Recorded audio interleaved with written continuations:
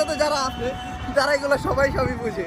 আমরা তো যেমন দর্শনা বর্ডারে ওই জায়গায় খাবার দাবারের তেমন ভালো জায়গা নেই, আর ওই জায়গায় আমরা সময় নষ্ট করতে পারবো না। আর ফাইনালি আমরা শেষ করলাম আমাদের ফাইনাল ইমিগ্রেশন। এখন টিকিট কাটতে গেছি, আর এটা কিন্তু ইন্ডিয়ান টিকিট কাউন্টার।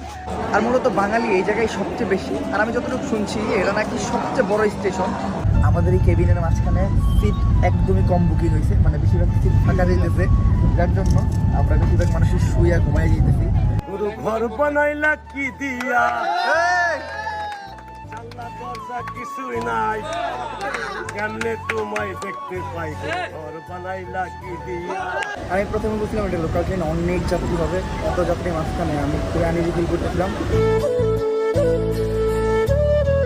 আসসালামু আলাইকুম guys, welcome back to the new episode of my daily vlog. আশা করি সবাই ভালো আছেন, আর আলহামদুলিল্লাহ আমিও অনেক ভালো আছি।